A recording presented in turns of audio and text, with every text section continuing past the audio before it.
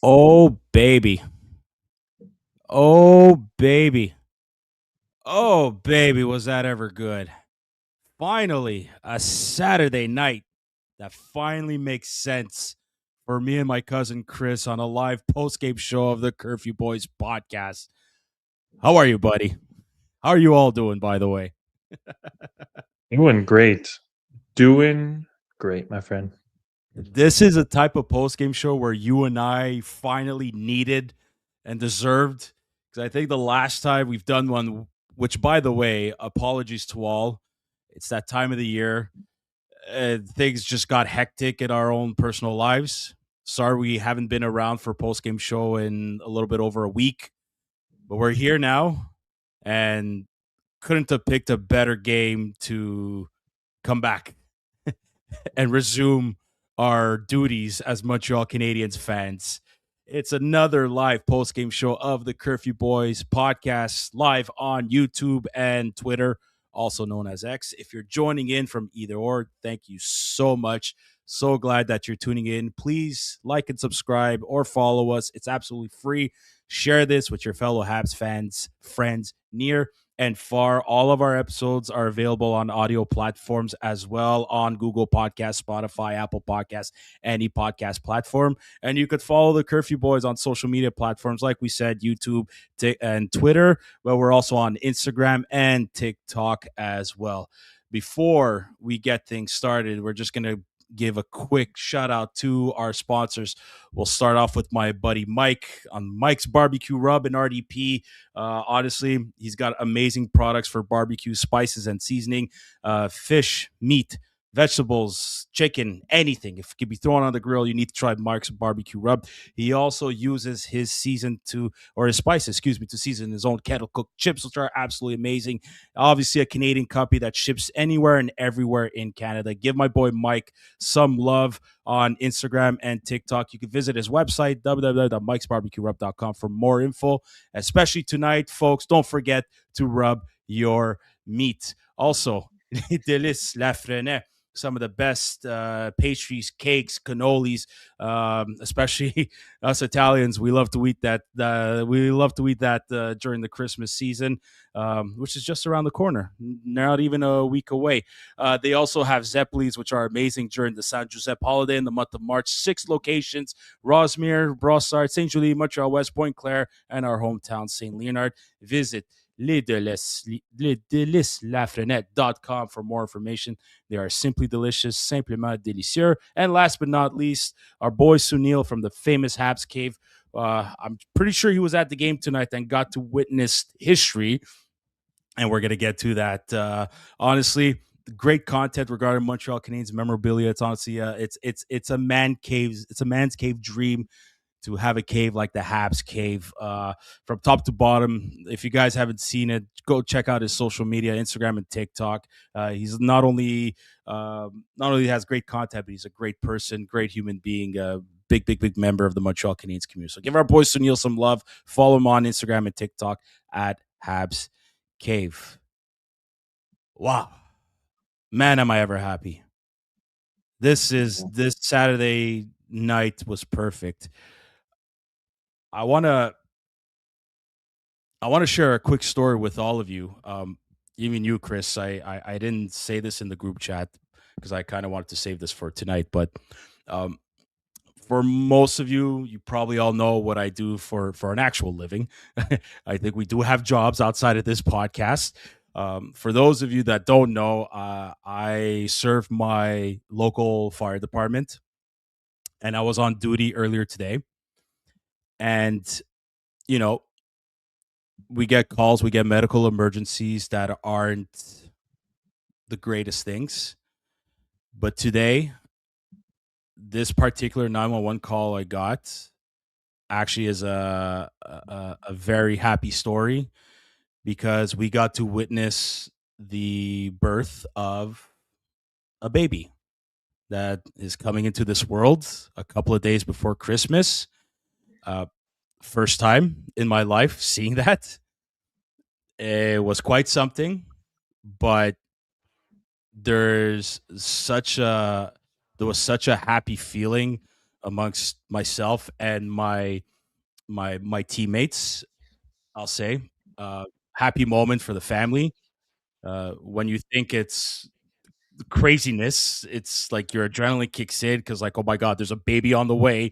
The mom's lying down, and she's, this poor woman, natural birth, eh? So you can only imagine what she was feeling and going through. But she was a rock star, and all that to say is we helped paramedics deliver a new baby boy into this world. So uh, it's a feel good story, and but the icing on the cake, a Montreal Canadiens win, and not just any Montreal Canadiens win, but a Jacob Fowler first NHL shutout. Wow. Wow, wow, wow. Against Sidney Crosby and the Pittsburgh Penguins. I hope that the baby was named Jacob because I mean that would be fitting in all of this. But I'll give you a little anecdote that doesn't really compare. But for a little while, I was a huge Carey Price fan growing up. Yeah, I think arguably more than any other player in my lifetime. Mhm. Oops, my mic just went super super low. But Carey Price, especially when they almost booed him out of town and they wanted nothing to do, and everybody was pro Halak. All this to say is like when Carey Price not only stayed and put it back into everybody's face by winning all the individual accolades, awards, and just becoming honestly the best goaltender of his generation. That was something. Now, in that time of being a super Carey Price fan, I remember feeling kind of stressed in that, like, I wanted him to have a good GAA. I wanted him to have a good save percentage, and when he would have an off night, even if the Canadians would win, it was a little bit of a bummer. But there were other superstitions that came at that time where you wouldn't say the word shutout. You absolutely Oh would my not god, say the no. word shutout, whether it was a family member, whether it was a friend. It was just you wouldn't even say it mentally. And as True. as crazy as that sounds, and all that to say is that feeling seems to be coming back a little bit. And I'm gonna tie it back to Carey Price and saying that in honor of him, he was Mr. Saturday Night. It was just so fitting to see the Jesus. the next big name in Montreal goaltending come in. His first Saturday night, first shutout with the Montreal Canadiens. Hats off, Jacob Fowler. Seriously, thank you for the show. That was amazing. You got a bright future ahead of you, kid. I got a question for you all, okay? What This is not the question, but right now, Chris, what's Jacob Fowler's record? Um, oh my God, he's He's got two four and he played two. 4 games. Yeah, He played 4 games, right? well, he's two 1-1 to be exact. Okay. Carey Price's first 4 NHL games. What Oh, do you get think his out of here. record was? I'm not joking, man. What do you think his first 4 games? What do you think his record was? Well, I guess it was two 1-1. 2-1-1. I have them right here. So the first game he beat Pittsburgh just like Fowler and Roy and Dryden. Second game he lost against Ottawa 4-3. This second win was once again against Pittsburgh. Oh, But no this time, way. I swear to God, I can't screen. I have it on my laptop over here. I can't share screen here, but this one was he lost in a shootout. He won in a shootout, excuse me, against Pittsburgh. This is on October 27, 2007. Okay. And then, so at that point, he was 2 wins, 1 regulation loss. And then he lost in a shootout against Atlanta. So all Oh that my to god. say, guys, this is not a coincidence, okay? Carey Price's first 4 games, he had a record of 2 wins, 1 regulation loss, and then 1 overtime shootout loss. Jacob Fowler right now has 2 wins, 1 regulation loss, and 1 loss in overtime or shootout. Carey Price's first 2 wins was against the Pittsburgh Penguins. Jacob Fowler's first 2 wins is against the Pittsburgh Penguins. Look, I don't want to make comparisons and all this shit. I don't think it's a coincidence.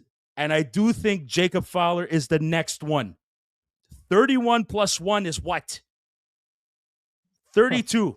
What's Jacob Fowler's number? That's all I got to say, folks.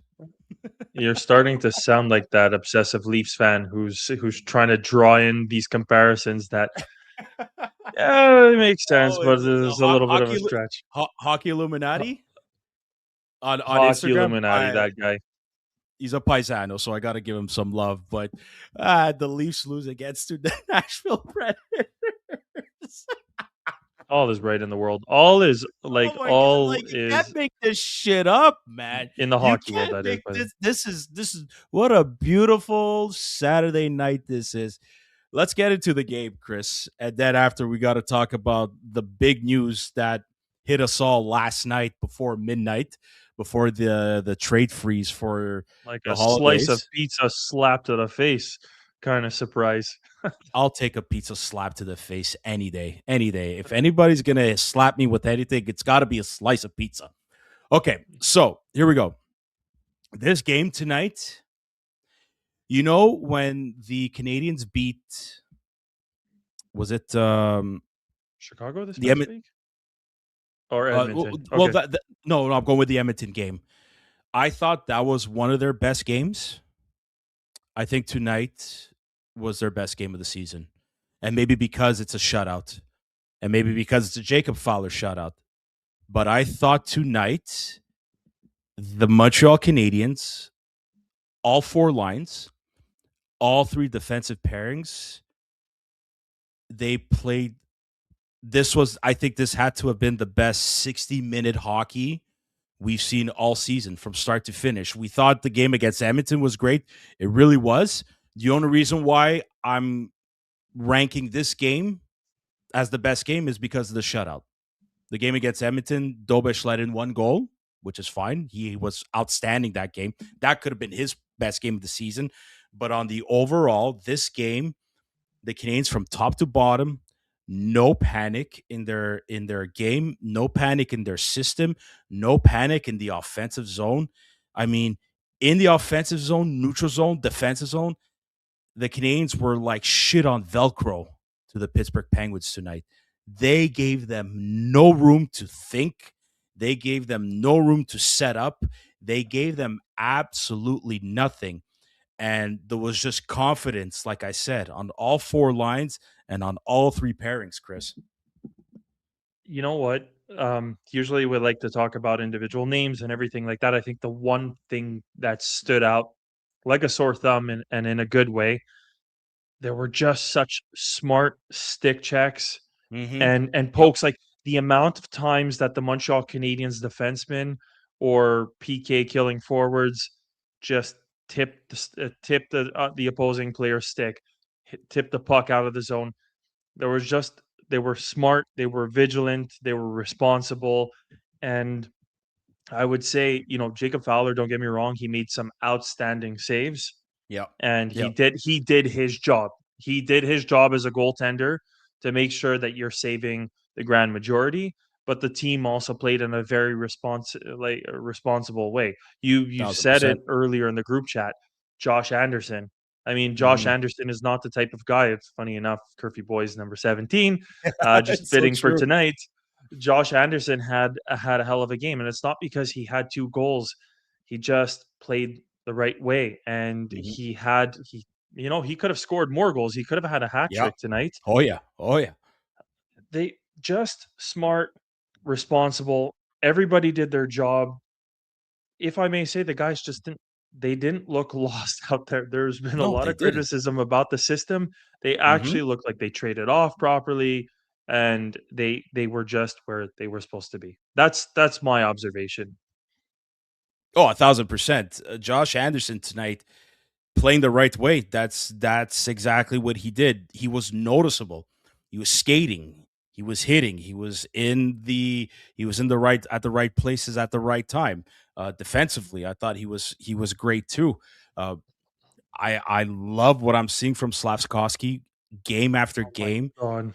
It's just there's such there's such a smoothness to him all of a sudden, and I think this was to be expected when this management drafted him.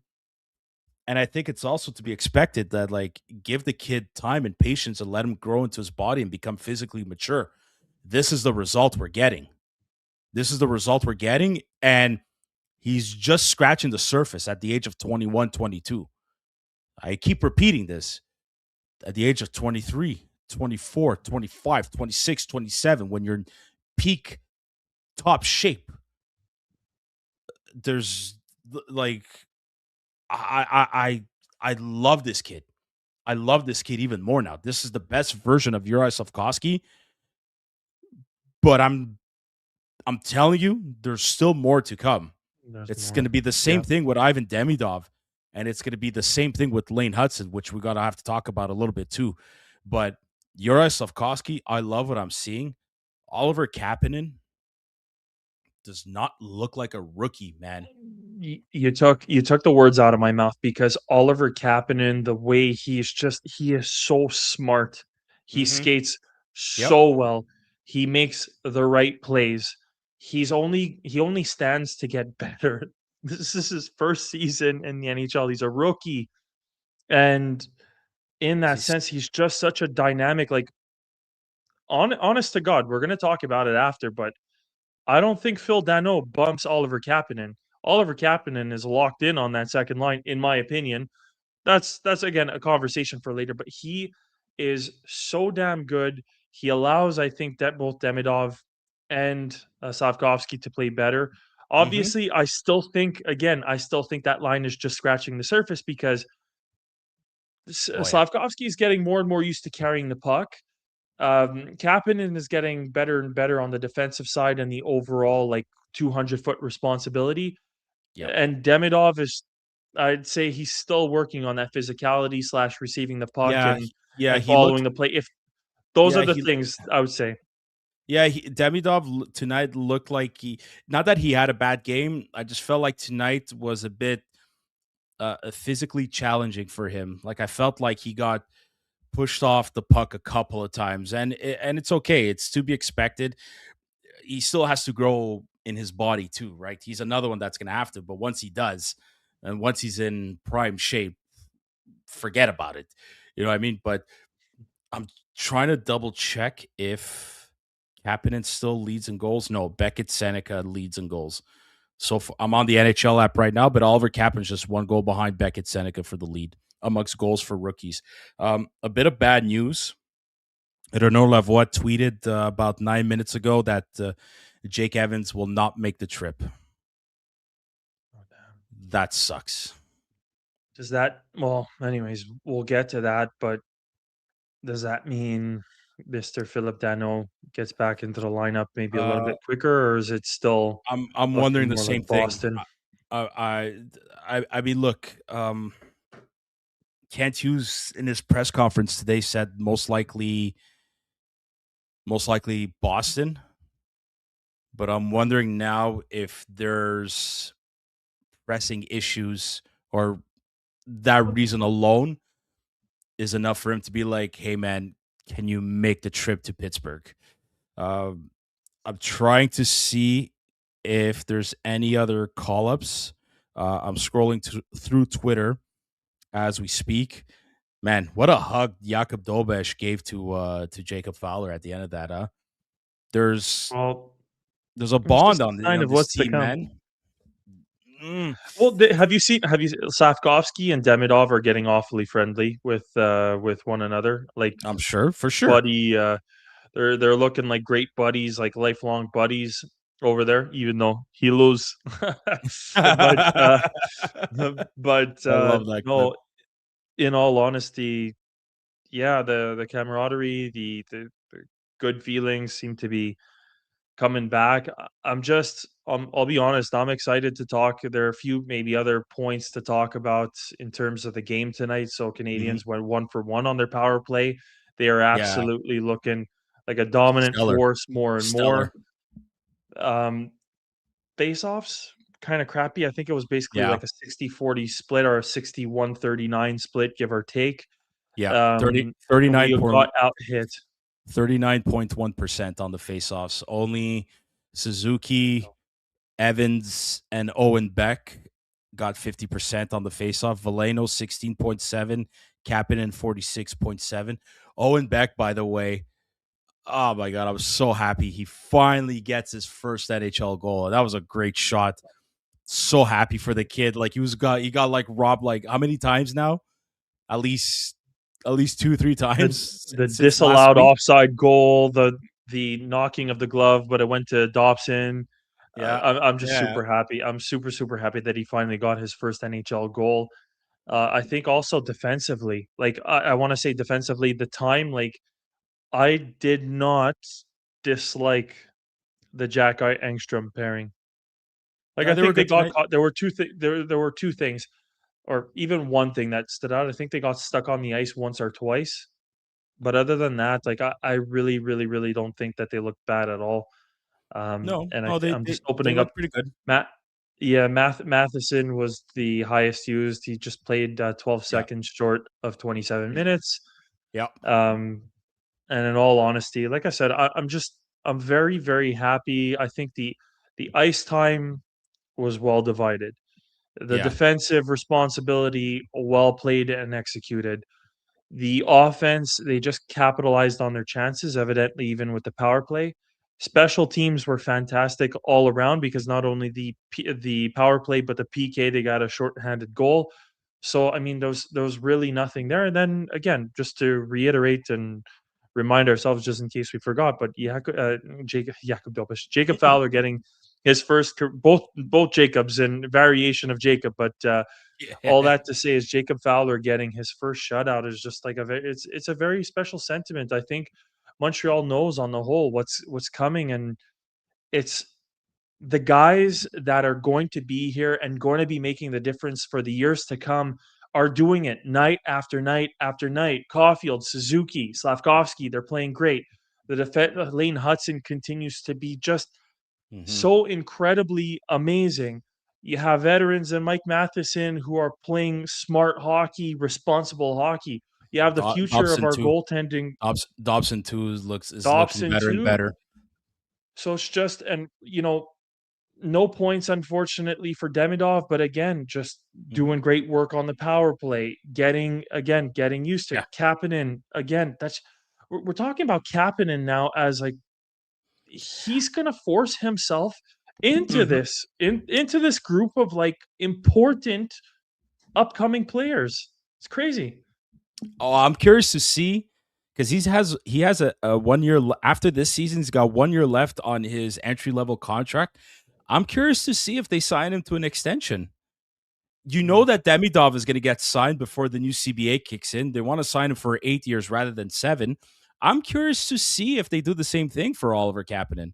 I really am because I'm going to throw that question out there. If he has a heck of a season, let's say he doesn't win the Calder Trophy as Rookie of the Year, but he leads all rookie in goals at the end of it with like maybe 15 or close to 20. You're pushing an argument here that maybe this kid could be that second line center. Maybe if your top two centermen are 200-foot players, 200-foot centermen, is that a bad thing?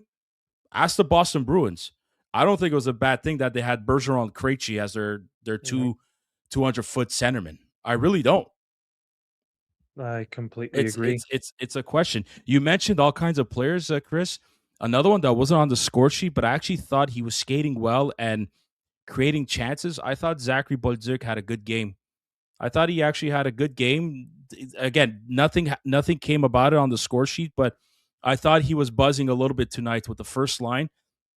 I think after scoring those 2 goals at home against Chicago on Thursday night, has to boost his confidence a little bit more and really lit a fire under his ass to play and perform well at home. Finally, I liked his game tonight too. Actually, I really did.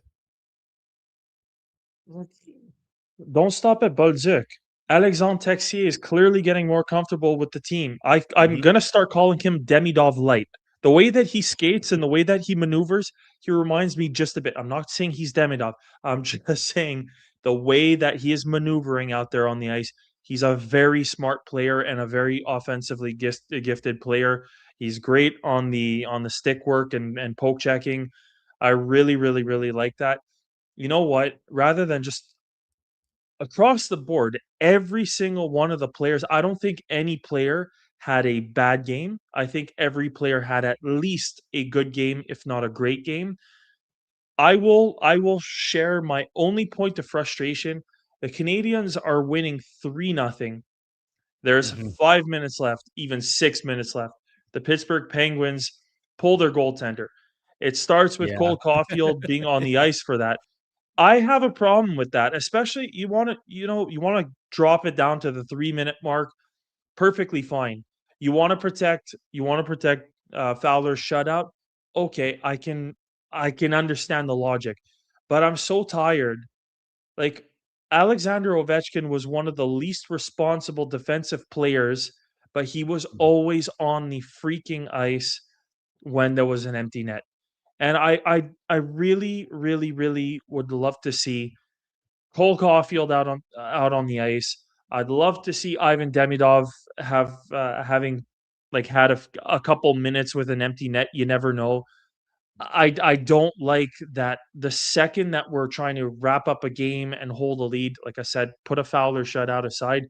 I really do not like the fact that we start to see guys like Demidov and Cole Caulfield being yanked off the ice and not being allowed back on. That's my only beef that I Well, have. to me, it's those icings. When they get those icings, it's tough to change, right?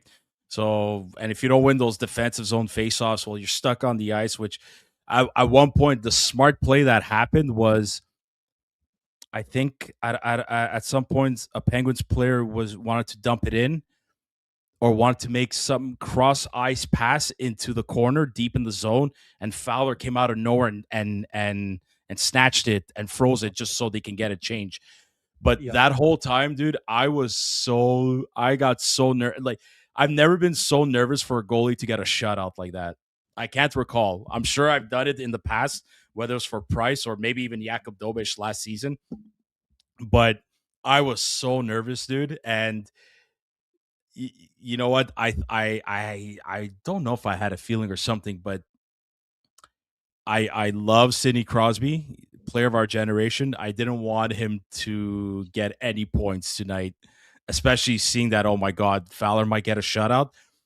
Crosby 1 point away from tying Mario Lemieux too. Let him get it I, tomorrow. Let him get it tomorrow at home exact. where he I was deserves it. just about to say that. I think it's a little bit more fitting for Sidney Crosby to tie Mario Lemieux's record in points, not just in the NHL, but as a Pittsburgh Penguin. I think it's fitting for him to do that tomorrow on home ice. Let him do that. Let him get the point, whether it's an assist or a goal, and then the Canadians win afterwards. That's okay. I'm good with that. I'm actually good with Yeah. that. I will respect that part of the game if it happens tomorrow. Basically, not even 24 hours away. Before we get into the Danault trade, I just want to mention Lane Hudson. Like, bro, like, you know what? I gotta go back on. Is it the website? I don't know if it's eliteprospects.com or if it's HockeyDB, but the top players of the 2022 NHL draft are Logan Cooley, Uri Slafkovsky, and Lane Hudson. The top three in most points of that draft year. Logan Cooley, Uri Slafkovsky, Lane Hudson. Like, let that sink in a little bit here. Let that sink in. Ahead of Simon Nemec, a second overall pick on defense. Ahead of Shane Wright. Ahead of who else you want to add in that draft that I'm trying to think of. I can't think of off the name, but you know what I mean. This is a second round pick, undersized defenseman, and he's probably third best points overall of that draft. 100 points for Lane Hudson, and I think he's It was the 116 or 117 in games a for him to get to 100 that point. points. Yeah, exactly. 100 points in 119 games. He's the 19, fourth. sorry. He's the fourth fastest American defenseman to record 100 points in NHL history. The first three: Mark Howe, Brian Leetch, and Phil Housley. We're talking about another generation where goaltenders were playing a standing position, not Yeah, even the butterfly yeah, hadn't even really been introduced by Patrick Roy at that point in time. yeah. It's he is such a special player, and I will continue to repeat. I love Suzuki, I love Caulfield, and they've been our best players for the past years. But by the time that Hudson and Demidov are getting into their prime, I don't know. I These don't guys, know. and they're all locked in. They're all And locked they're all in locked in. for 6, 7, 8 years. We're just missing Ivan Demidov, and then we're gonna see from there. We'll see from there for the other restricted free agents that are coming up. You know, you could throw in names like Kirby Doc and Arbor Jackguy, and then maybe throw in an Oliver Kapanen, like we had mentioned earlier. But dude, like this is you know, your Noah Dobson is locked in, your Caden Gooley is locked in. Please God, let him be healthy for the rest of his career, please. Your Lane Hudson's locked in. Your Suzuki, Slavkovsky, Caulfield. Maybe we could throw in Buljuk in there. We'll see. But no, man, like kid, kid's a competitor. At one point of this during this season, I was a little bit worried if the sophomore slump was going to hit him because Mm. I think the month of November you saw a little bit of dips here and there. Even end of October, he was still playing well, but for some, or maybe it's because we got used to it or something. Maybe it's because it's just another Lane Hudson play. We're so used to it, but no, his level of compete just went up another freaking notch, man. Yeah. He's unreal. This kid, unfreaking real. I I think playing for the United States is weighing on him just a little bit. Mm, I think he really wants to at least earn a spot. If he doesn't end up playing, so be it. I think the United States would be absolutely stupid not to have him on the team and not to at least give him that exposure, even if they don't want to dress him for the mhm. actual games, just to get him, introduced to the group and for the years to come. But we're truly looking at a Quinn Hughes in the development. Yeah, and that's the thing. I think Team USA is thinking right now between him or Quinn Hughes.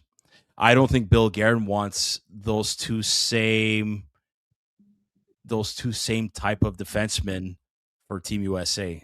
It's got to be Like one or the other. but just in my opinion, how stupid is that? They wanna go in and they wanna play this tough brand of hockey. You know, like, what are you doing?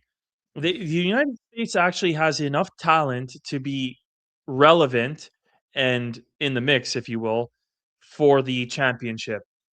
They go with these garbage players who bring a lot of physicality, and I'm not talking about the Kachuk brothers because they are talented, they put up points, and they are extremely physical, but it's like Tom Wilson, for example, would be playing for Team Canada, not because he's gonna be able to play that strong brand of hockey, but because he's putting up points and he can do that.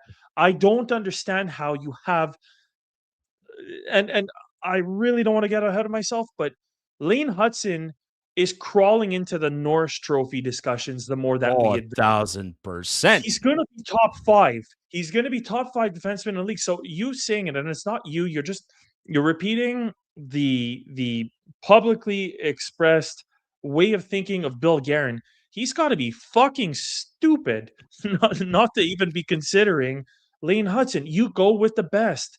You go with the best. You want to accentuate the game with a little physicality. Yeah, bring in a couple players, but don't disregard one of the best up and coming young defensemen who, when you're going to be down, let me say it like this: United States, you're down a goal.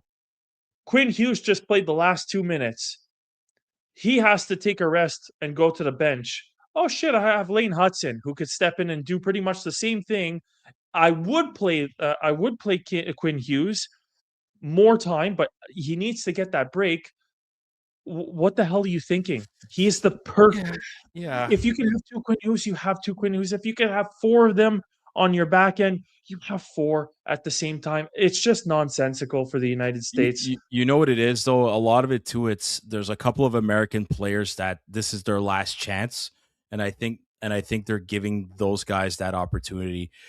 The way I see this with Lane Hudson and Team USA, it's kind of like maybe now with Connor Bedard injured and not sure he might be ready for the Olympics, hopefully, but you know, Connor Bedard is going to play for Team Canada one day. And Connor Bedard deserves to make Team Canada right now. It's just with all the talent that's there up front for Canada, is there a room for him?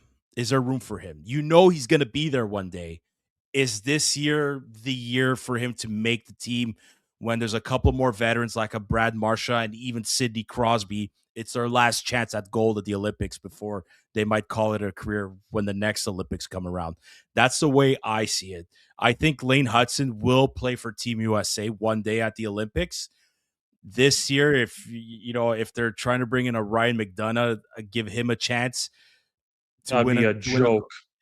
I know That that, but I'm trying to I'm trying to understand the mindset of Bill Guerin putting together this team and why he's not giving a Lane Hudson a chance. I agree with you. I think it's stupid for biased reasons, it's but and right now we could go on the flip side for Team Canada. Nick Suzuki deserves a spot on with the team, and even Sidney Crosby said it. So I think his chances are a little bit more in his favor now that unfortunately Seth Jarvis is hurt.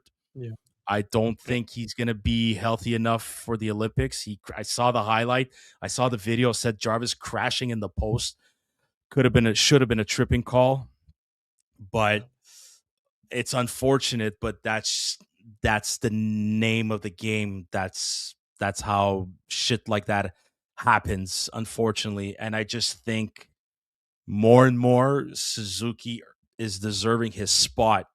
I even if he's on a fourth line, if he's on a fourth line, I don't care.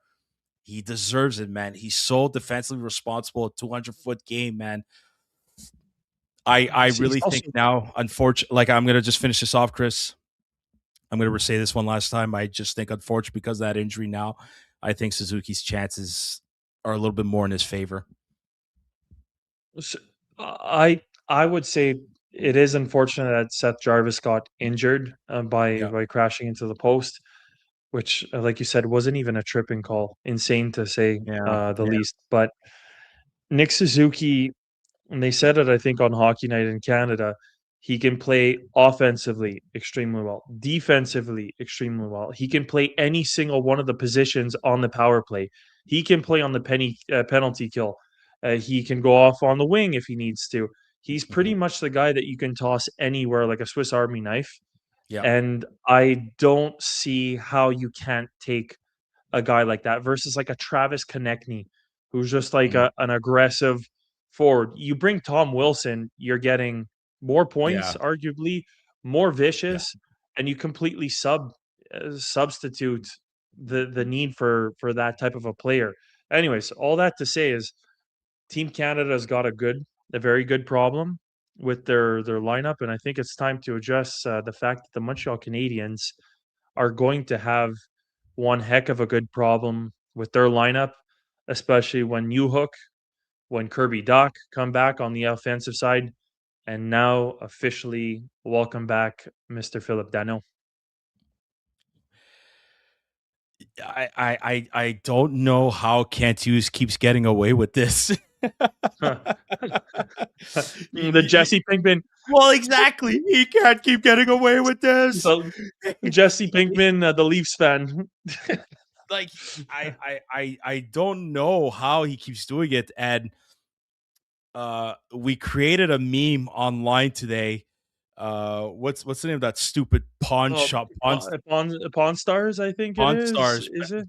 Best I could do. So like we took a picture of Ken Holland. I wish I saved it and maybe I'll screen share it here if I can. But we took a picture of Ken Holland on the phone saying I want Jake Evans for Phillip Danault, and then I was able to cut out Kent Hughes' face and Jeff Gordon's face, and in that meme just be like, it's like incorporate their faces, and I put best I could do as a second round pick. Yeah, and in all honesty, I think the Canadiens and the Kings just set up a whole new market come trade deadline. Like maybe this guy, hey, listen, Phil Danault went for a second round pick, only has 5 points in like 30 something games. You know what I mean? I think they just caused a shitstorm in the market, which is going to be exciting to see come trade deadline. I do. I will say, I think Phil Danault's lack of productivity was really the reason as to why he got dealt for what I would say is very low value. I'm just trying to I'm actually just trying to pull out his stats from previous years and what he was able to put up. But even last year, he had a pretty damn good year Mm-hmm. with uh with Los Angeles. But moreover, like, we're a young team. We've been calling as a fan base, and definitely amongst the Curfew boys, we've been calling for a veteran presence. We got that. We needed a left-handed centerman who could win faceoffs. We got that. We needed somebody who could come in and support on the PK. We got that. We wanted somebody who could potentially step up and play the second line, even though I do not think he should be the second line centerman. We Agreed. got that. Agreed. We paid, and it was mentioned, I believe, by uh was it Died on Sunday, or I'm just trying to check the comments to make sure that we're doing justice. It was Roberto Simoniello who Yeah, I'm said gonna it. post this. I'm gonna post this comment real soon. We literally traded Jordan Harris for Patrick Laine and a second round pick, and that second round pick ended up becoming Phil Danault. That is absolute theft, people. I don't know how people can even remotely consider it to be an overpay. Like, Philip Danault is just what the doctor ordered. People are saying, "Oh, well, yeah, we have to pay him 5.5 million. We have the cap space. What's the problem? Yeah. What is the Well, problem?" Patrick especially Laine's contract comes off the books at the end of the year. well, it's not just that. It's especially they're able to do it with by putting Kirby Doc and Caden Gooley on LTIR. Now, I had mentioned this in our group chat, Chris. Going and get Danault, yeah, you need veteran presence up front. We need guys that could win the faceoff. Another 200-foot centerman, defensively responsible. I had a feeling that Kirby Doc was still not close to a return, and it ended up being so. And now you got Jake Evans too. What about his injury? Should we be worried? Man, I don't know. He's not traveling with the team. I mean, uh, he's not going to be in Pittsburgh tomorrow. He's not going to be in Boston. I'm looking to see if there's a call up, or I just got to scroll through Twitter just a little bit, or maybe they do force Danault to play tomorrow. Uh, Jake Evans will not come to the team on the road before the Christmas break. Evans is still being evaluated at the moment. Okay, just trying to see here if there's anything else. I can't get any news in the meantime, but anyways, Soon like enough. I wouldn't be surprised that by the end of you know the what I mean? episode we'll have something. Yeah, But most likely. but But that's you know what I mean? Like right now, more than anything, this trade doesn't look that bad. And I like what Mitch wrote over, your points don't matter, boys. We all know how Phil plays. We stole him back. He loves being in Montreal. He wins draws. He can PK, and he's an absolute key player in the room. But fuck, perfectly said. Yeah. That's exactly what he is. I don't, for me right now, Phil Danault, I don't care about points, man. If we remember Phillip Danault during that 2021 Stanley Cup playoff run, he got his first goal in the playoffs in game 3 of the finals. But none of us cared because what did he do? He shut down Austin Matthews. He shut down Mark Scheifele. He shut down, oh, my goodness, Mark Stone and whoever their best player was, the Vegas Golden Knights, that playoff series. Collectively. Tampa Yeah. Bay was just too strong that year, and you could Cheating. say Within the confines of the rules, assholes. to, to But me to me it was the travel, the fact that they only had to travel East Coast teams the entire playoffs, whereas the Canadians went to the West twice against Vegas and Winnipeg. You know what I mean? I don't like. Anyways, all that to say is the team is better with Phillip Danault in the lineup. they are. They are I beyond the really beyond they the are. shadow of a doubt, Sam. And the only thing, and look, this is maybe talking to myself in a certain sense. I did not like the fact that Phil Danault, and there are a lot of fans for that Mhm, matter, who did not like the fact that Phil Danault walked and went to Los Angeles for the equivalent of, on paper, $500,000 more per year. Tax purposes, they play 41 games in Los Angeles at a lower tax bracket. But all this to say is Marc Bergevin fumbled the Markov contract. Marc mhm. Bergevin fumbled the Phillip Danault contract. Marc Bergevin, and if you ask me, fumbled, like, completely fumbled Radulov, the Brendan Gallagher contract Rad, as well in the opposite sense. Radulov. Radulov contract, like, he was infamously bad at allocating and negotiating contracts, and I'm trying to say get over it. Like, Phil Danault might have gone. He might have also seen that, he's on the inside. He sees Weber's not going to be there. Price might have completely, destroyed Mhm, his knee. He, losing, they said it how many times, losing in a Stanley Cup final changes you in a certain mhm, sense. And I I will say this, not that it's self there are 2 things that are coming to mind. Not that it's selfish, but number 1, I don't think Phil is stupid, and I think that a Stanley Cup is definitely within reach with a guy like himself. And number 2, he got to go somewhere else. I'm not calling him LeBron James coming back to Cleveland, but I'm just saying oh he's my he's gonna god. be a valuable asset coming back home. And whether you like it or not, he is that defensive player that you absolutely need to win. And whether you're ready to admit it to yourself or not, it's a great move. And if he's now willing to be more of a team player, I got my money. Now I know where I want to play. I know who I am in this league. I don't have anything to prove to myself. I want to win with the Montreal Canadiens. I want that legendary timeless status that I'm a Stanley Cup champion here in Montreal. He is the perfect player and the perfect addition for a very uncostly exchange for the Montreal Yeah, Canadiens. I'm thrilled. I am thrilled with this move. And fans, mark my words, he will be it's 10:45 December 20th, 2025. He will be one of the biggest difference makers as to whether or not we're going to make it to the playoffs, because I think he's going to come in and stabilize that third line that we've been complaining about since the beginning of this season, especially with the injuries. I'd like to see him play with Texie and Anderson.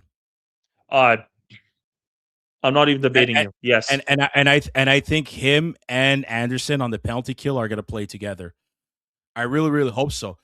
He went to LA and he earned his paycheck off the get go.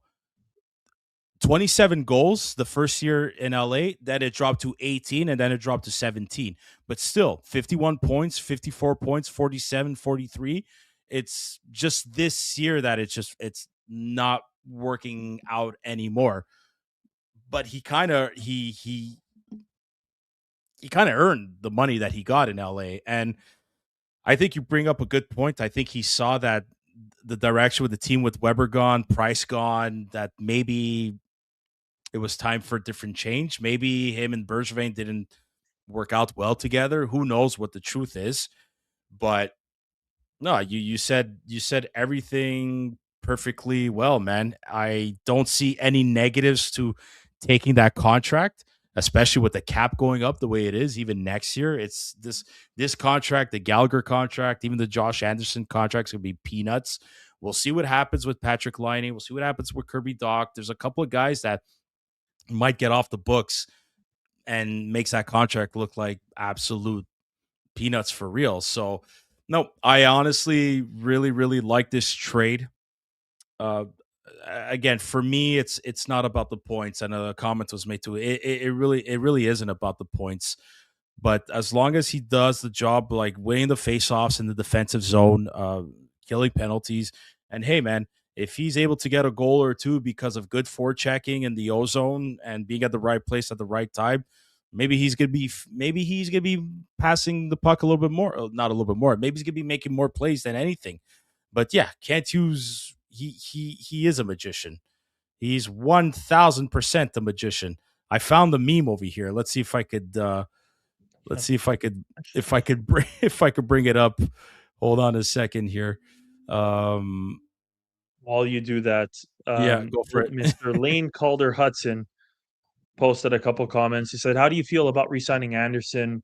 The way he can bring it. I don't think that you can let a guy like that walk. Well, number one, Josh Anderson in the playoffs is invaluable, like absolutely invaluable. But I will say there will be hard decisions that are going to be coming. And it's not that I don't see Anderson there, but like Florian Jacki is going to be absolutely knocking at the door. We're already like let's just fast forward Mhm. for the season's wrap up. Let's say everybody's healthy and back in the line. If you are to take this right now and look at Newhook coming back, Doc coming back, Dano being added to the lineup, Texier, I don't think is a guy that you're going to take out. The only guy that stands to really come out with a relative amount of ease is Joe Veleno. So other than Joe Veleno, who else is coming out? Is it Brendan Gallagher? Is it Josh Anderson? Owen Beck, I think, is also going to be taken for I, granted in a certain sense. It's unfortunate, but he will probably be he one will of be the go first to back come out of the lineup to make a spot. I haven't even brought up Patrick Laine's name, whether or not hmm he makes it back into the lineup. I think there are going to be some of these vets like Anderson and Gallagher and Laine who are going to be maybe rotating in a certain sense. Would I love to bring Anderson back? Like I said, check the number on the wall. Love the guy.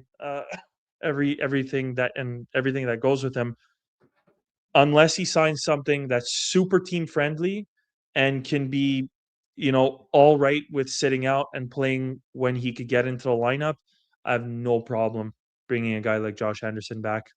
because I think when all that is said and done, I think the Canadians they're going to have a 24 roster, and I'm thinking already. With Jared Davidson is sent down, although I wonder if he's going to be called back up because of this Jake Evans injury. So, like I said, I'm still trying to keep an eye on that. But all that to say, when all the guys come back, even when Newhook comes back in like end of March or beginning of April, when he's more or less supposed to be due, Line at the end of February, probably after the Olympic break, I'm thinking Owen Beck gets sent back down, Jared Davidson sent back down. I'm thinking Adam Engstrom sent back down. Joe Veleno I probably out of the lineup again. Well, out of the lineup, I still think you're gonna have somebody's gonna have to go Waivers, through waivers, or trade seven. I don't think Kent Hughes is done, folks. I don't think Kent Hughes is done with the trades, guys. You unless you send a Joe Valeno on waivers, or somebody here said it. Oh, How, so Mr. what Lane Calder Hudson, what I when they were asking for Jake what's gonna Evans, happen? What's gonna happen with Montembeault now? They lost again he tonight, Laval, and it wasn't his fault. The score of 2-0, one of the goals was an empty netter. Half of the team is East Coast Hockey League players. Can't were suspended. blame the guy, can't play the team because there's like 3 guys suspended. Their 3 best players are suspended. Owen Beck's not there. Jared Davidson's not there. The best defenseman, Adam Engstrom, isn't there. Can't blame Montembeault for tonight's loss, but Montembeault loses both games in a conditioning stint, and meanwhile you have Jacob Fowler getting a shutout. Yeah. There's major decisions that have to be made here, and Montembeault's scheduled to join the team tomorrow in Pittsburgh and in Boston. I don't think Montembeault's going to play tomorrow because he played in Laval. Obviously, Fowler's not going to play. Jakob Dobesh, he's got to play. He's been great these last 2 games. Come Boston, how do you not want to give that game to Jacob Fowler when he was the best Yeah. goaltender in college at Boston University Boston University. Yeah, or Boston exactly. College? Excuse me, Boston College. Boston Are you University throwing me off? was sorry, Boston College. Sorry, my correction. Boston College, Jacob Fowler, Boston University, Lane Hudson. So I would love to see. I'm gonna say this. You should naturally give the game to Jacob Fowler. I don't. I hope that Boston's not gonna be up to their stupid routine crap against the Canadiens. I think we're gonna see like an arbor. I think it might get rather physical on Tuesday, and in that sense, I don't know. I don't know. I will say the kid just got a shutout tonight, but Love this. exercise caution. And to go back to the posts that you're sharing or the comments that you're sharing, Mitch Schramm, I hope I'm pronouncing it correctly, but Mitch will.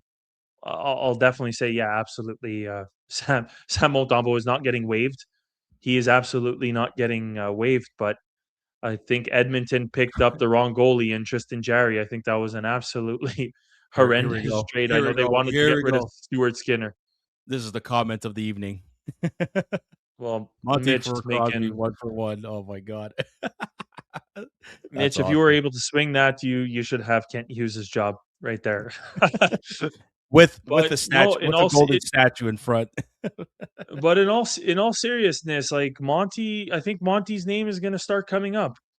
I really, if Dobesh can continue. Oh my god, I fucking feel like the biggest hypocrite here because I didn't even want Jacob Fowler to be up and playing with the Montreal Canadiens at this moment in time. Don't get me wrong, I am thrilled at how he's doing or with how he's doing. But if he has to go back down to Laval, like so be it, no problem. Go win the Calder Cup. That would be even more important. But if him and Dobesh are splitting the games nicely and they're doing a very good job as a tandem, then I don't think it should be such a taboo subject to consider the fact that maybe it's time to move on from Monty and move him to a team that wants him or needs him. End of story. I'm with you, dude. Oh my god, I do not want this part of the job that Kent Hughes and Gordon have to deal with. It's tough. It's tough, man.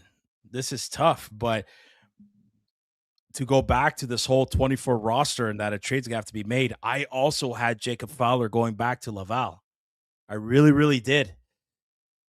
Before tonight's game. Before tonight's game. And let's wait and see what happens if he plays against Boston before the Christmas break. I don't know, man. I don't know. I didn't think he's gonna be good, and he's the future. But I didn't think it was gonna be this soon. I didn't think it was gonna be this But soon, dude. the big and I want your opinion on this. This is my school of thought.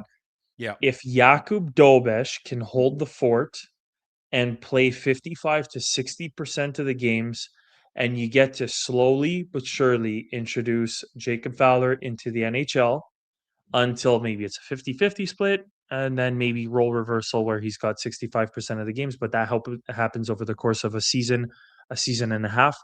I Mhm. have no problem with that. It's the only there are two things. We cannot have a a three goalie rotation like No we more, had please. when we had Jake Allen, or B, we cannot have, and it's not the case. I don't want to insult the either one of the kids, but Jacob Fowler has to play like Jacob Fowler can play, not like Caden Primo. When he was coming up every single time, he would be absolutely amazing for the Laval Rocket, and he'd come up, play with the Montreal Canadiens, and he just unfortunately could not figure it out, and he couldn't get it down. Yes, he had some good games, but he wasn't consistent enough to allow or even really have the chance most nights to win when he was playing in goal for the Montreal Canadiens. As long as Jacob Fowler could maybe stay in more of a backup role and continue to grow without having to have the weight of the shoulders and all of Montreal for that fact on him, I have no problem with him staying. This is a good question. How many teams have a true number one? Not many. Florida, Tampa, Winnipeg. Um, like New look at York, both New York teams the Rangers. Yeah, and the but Islanders with but but look at Minnesota. They don't have a number one, and both of their goalies are fantastic. Uh, no, I think the days, yeah, Rangers. I think the days of the Marty. Oh my God, Dallas. Yeah, absolutely. Oh my God, of course, Dallas. Yeah, absolutely. You could throw in Colorado too. Yeah, no, totally. No, but it's not all 32 teams that have a true number one goalie, and I think gone are the days of the Marty Brodeurs playing 70 games. I think gone are the days of like Carey Price playing 60 games. Although Montembeault played 62 games last year, and it was his best season of his career. But I also truly believe all those games he played led to some kind of injury during the playoffs against Washington. It's just a personal opinion. It's a personal gut feeling.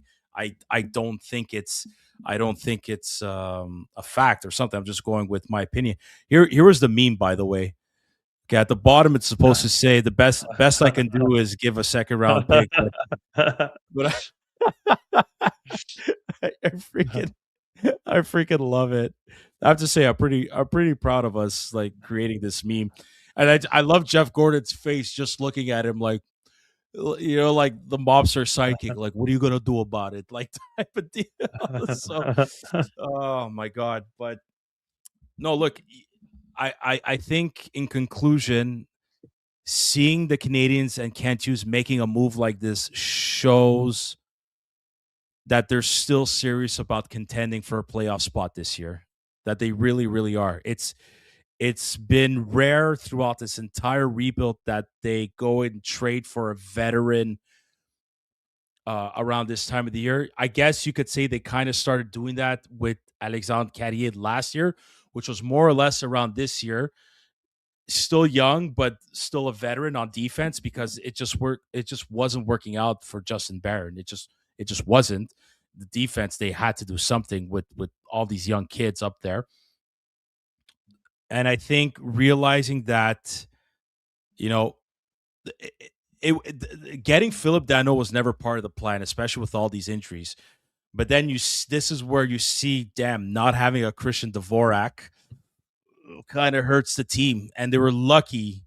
They were lucky that a Phillip Danault was on the block. So no, this move had to be done. I'm happy it's done, and I look forward to seeing him make his debut again. Most likely on Tuesday. Hopefully tomorrow now with this Jake Evans injury, because yeah, losing Jake does suck.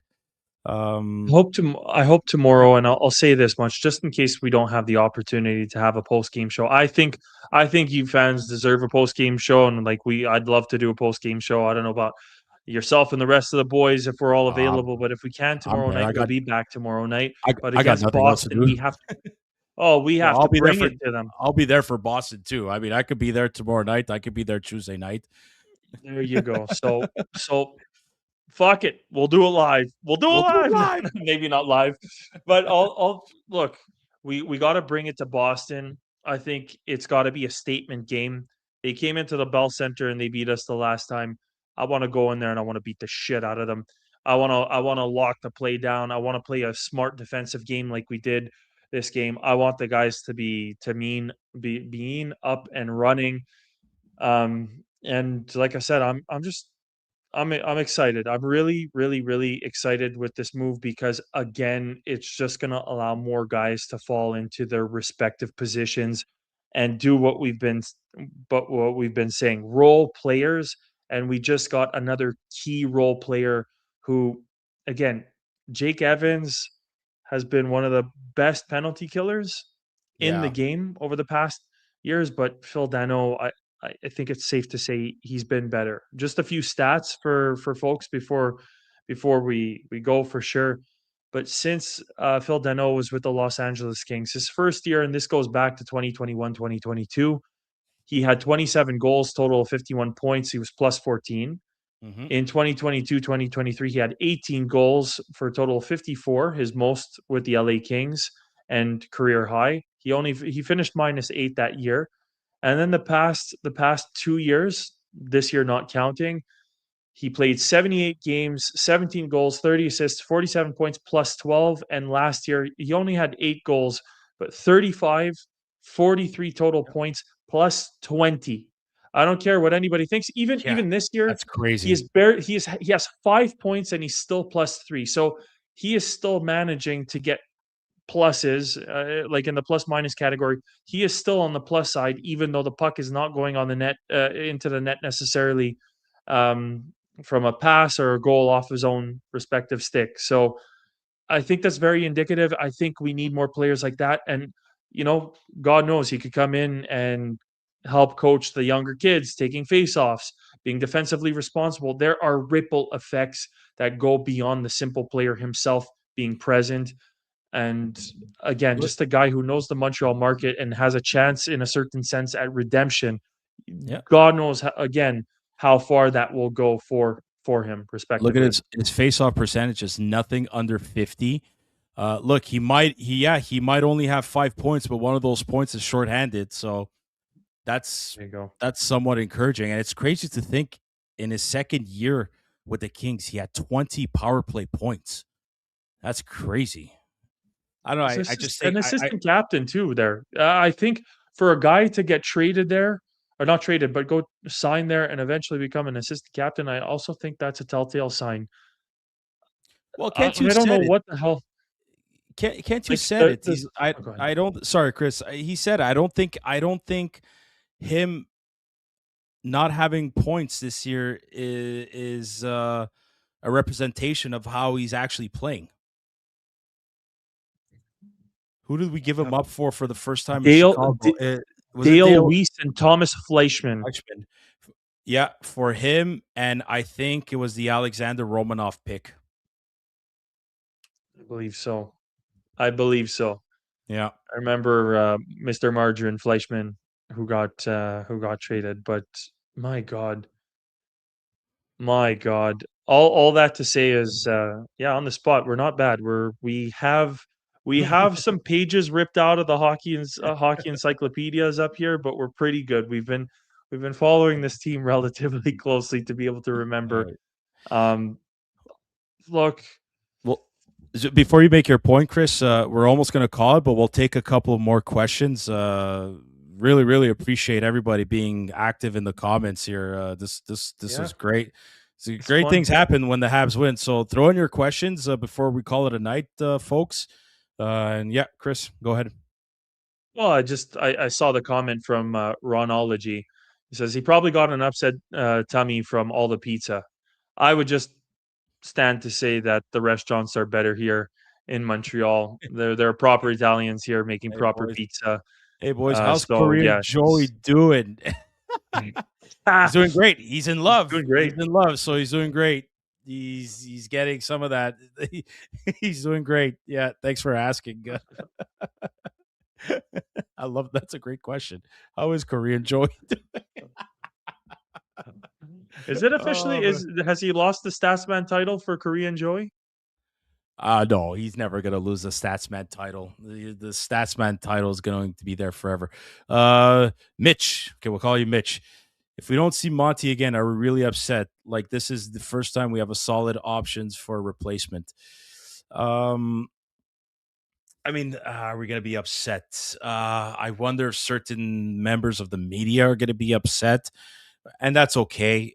You know what, the poor guy Montembeau came because Carey Price wasn't able to play anymore off of waivers.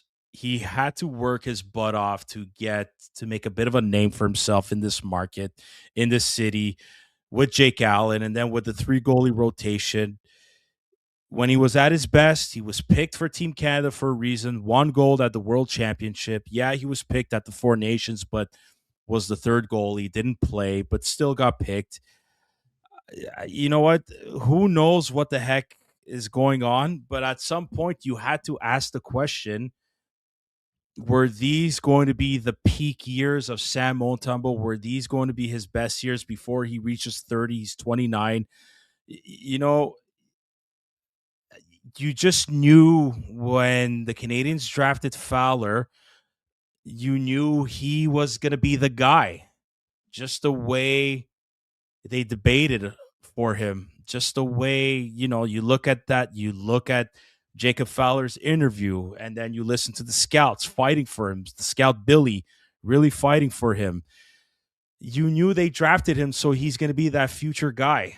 And you look at slowly but surely all of the Bergevin players, almost picks, are except for Caulfield and Gooley. Those guys are slowly. Thanks, but no thanks. You're right now. It's working for Jakob Dobesh, who was a Marc Bergevin pick, but Sam Montembeau was a Marc Bergevin pickup off of waivers. This management has their plans, and yeah, they signed Montembeau at that time. Let's wait and see. Let's see if he continues to play well. But this is business, and you're in the business of winning. And if Sam Montembeau is not going to help this team to win in the future and long term, but Jacob Fowler is, or Jakob Dobesh is, sorry, and trust us when we say this. We want the best for Montembeau. If he was able to hold the fort and maybe could be a solid backup to a young goalie like Jacob Fowler, be a mentor, teach him how to be a pro, absolutely, I'm game. But it's just not happening right now. It's just not. And man, you got to have the mental toughness if you're going to be a goalie for this market. And Jacob Fowler at the age of 21, he's got it. He's got it. And It's that's the nature of the beast in this business. there are some great questions coming through, Sam. I'm going to start first off by giving a little recognition. Off Grid Gaming, thank you very much for the contribution. Uh, Yeah, really it's, appreciate it, it's buddy. absolutely amazing. Thank you very, very much for that. But to tie in, there was another from Ronology. Um, Guess my question would be, how did Monty go from making the Four Nations to losing back-to-back games in the AHL? I'll cut Monty a little bit of slack and Hmm. say today's game was not on him. When your respective team doesn't score any goals and you only let in one goal and the other one's an empty net, Yeah, his I'm gonna numbers were say good that's a tonight, write-off. though, despite the loss. Exactly. Yeah. The last game, people were seemingly defending him, and I thought he let in a couple like mediocre goals at best. But I am never gonna miss the opportunity to go with another Rocky quote, and I'm gonna say the man lost the eye of the tiger. In that he was a Mm, pickup off of waivers when he came here to Montreal from the Florida Panthers, and he had so much to prove. He had so much like you're fighting just for the sake of staying in the NHL. And I think he truly did put in the work, and I'm not saying that he didn't put in the work, but I do feel a part of it is maybe his off-season preparation wasn't at the top of his game. And maybe he was just like, well, I made Team Canada last year. I'm going to be making Team Canada. I'm going to be the starting goaltender for the Montreal Canadiens. There, like, as I'm not a professional athlete, but let me tell you, as just a general athlete who's played a lot of sports, relatively competitive levels, I will say this much: the second that you ease off the gas, there are other guys that are behind you who are working their butts off. The forwards of every single other team, they're working their butts off. You can memorize all the stick tape colors that you want. uh, you have to put in the work. And I think Sam may have just eased off the gas, not stopped working, but eased off the gas. And I think he's paying the consequences. And you can never take anything for granted. You need to have that eye of the tiger and keep going and keep pushing every single day. A classic Sidney Crosby story. Goes up Mm, to Mont Tremblant, has the week off, puts down a boot on the ice, and he's working. He's telling a kid and who's speaking broken English to I guess to one another, saying, "I don't like the way I'm exiting from behind the net on this side." That is why Sidney Crosby has been at the pinnacle of NHL talent for the better part of 2 decades. You have to keep working. So Sam Montembeault, I just don't think that's that. There's another interesting question. I want Sam you to take this, but Tage, mhm. Buffalo Sabre, let's say Buffalo Sabres call, and Yeah. they Oh offer my Tage God. Thompson. For and if they want Hage in a first, oh my God, what are you doing to me? Fuck, I love Tage Thompson, man. Uh okay. Look. Hmm, I'm going to say if Buffalo calls and offers Tage, you pull the trigger, and if they want Tage in a first, listen, I think Kent Hughes is a type of general manager that could keep Michael Hage and just give away a first, throw in another first. Look, you could throw if you could give Emil Heineman and 2 first round picks for a Noah Dobson, I think you could somewhat do it again without having to get rid of a Michael Hage. Okay, I'm going to say that. I'm also going to say this again. It goes back to the way we're looking at this management and how they drafted players and look at character and all that. I just think the entire backstory of Michael Hage and his father and his love for this team, this logo, I don't think Kent Hughes and Jeff Gordon wouldn't even give it a second thought about trading Michael Hage. Look at what he's doing in Michigan right now. One of our followers on Instagram left a comment saying, "I watched this kid a couple of times because this person lives in I think in Windsor, which is just on the other side of the border of Detroit. So they're able to go to Michigan and watch some games. They've seen this kid live, and they're like, he's an absolute stud. Look at what he's doing with Team Canada right now. This kid is, you could see he's at another level as far as college hockey is concerned. He's one of the best players in college hockey right now. He's going to sign a professional contract at the end of the season with the Montreal Canadiens. He'll probably, I wouldn't be surprised if he joins Laval rather than the Montreal Canadiens. I don't see Michael Hage going anywhere for anybody. Having said that, Tage Thompson on the Montreal Canadiens is something I dream of in flying colors. Uh, Another player I wish we could get on defense would be Rasmus Dahlin, but that's never going to Oh my God, happen. end to And end goal today. which was beautiful. And speaking of the Buffalo Sabres, and we were mentioning Marc Bergevin. Marc Bergevin is going to Buffalo as an associate GM. Just I saying. thought Phil Danault was trying to escape Yeah. Los Angeles because Bergie was there. But before we forget, there were other Yeah, questions. there was So another one too. I like this one from Ronology. What's up with Demidov? Is he just too young and frail? I find him underwhelming. He's a rookie, man. He's still gotta build into his adaptation period. body. Yeah, exactly. Don't worry about it. There's gonna be games where he gets pushed around, kind of like tonight. And there's going to be games where like he's manhandling guys in the corner with one arm protecting the puck and finding somebody in the slot. Yeah. I'm not worried about Demidov, not one bit. Um, There's the I just eh, wanna don't acknowledge Roberto's comment yeah, to say the McDonald's commercial. You should go listen to George Laraque, if George Laraque making the claim that every single one of the players, the Montreal Canadiens players who's done a McDonald's commercial, I don't it doesn't apply, but just like they there Thibault. there's a Based on bad, Dalfos. I uh remember those. Oh my god. correlation.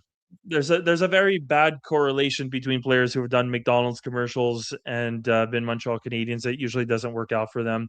In terms of I'm also seeing there's a little bit of an internal debate going on between Mitch and Ronology, and folks who are asking as per Tage Thompson. I do think the World Juniors, they're right around the corner. I'm super excited to see what Michael Hage is gonna do, but, kind of like what Sammy said, I'm in full agreement with him. I think he's one of those guys that is definitely, although it's not spoken, I think he's one of the untouchables here with the Montreal Canadiens organization. It was written in the stars that this kid would play for the Montreal Canadiens with everything that he's been through.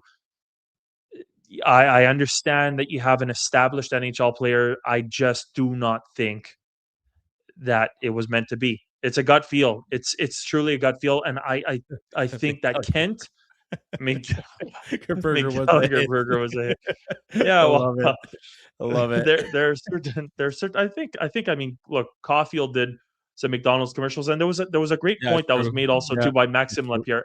I love listening Oh to the other yeah. Habs.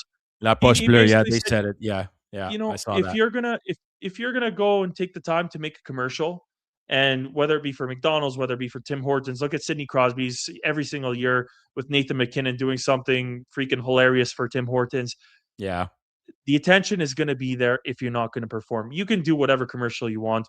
Just make sure that you're performing. Otherwise, people are going to start thinking that you've been behind a camera and not the camera's capturing the game, but behind a camera doing something else that you rather than training. So, anyways, we'll yeah. leave it at that. Guys, Demidov is not going to Laval. Let's. I understand if he gets a slump, it's okay, but he's just too skilled for this league to be sent to Laval. It won't be. It's gonna be too easy for him. It's I don't ever see. Yeah, Mark Bergevin joining Sabres as associate general manager. Rob, our boy Rob just mentioned, but yeah, guys, Demidov is not going to Laval. Like not even close. There's also Uh, just a little one more acknowledgement. I know we're like way over here, but I'm assuming it's going to be Kevin McCarty, Kev McCart 6902.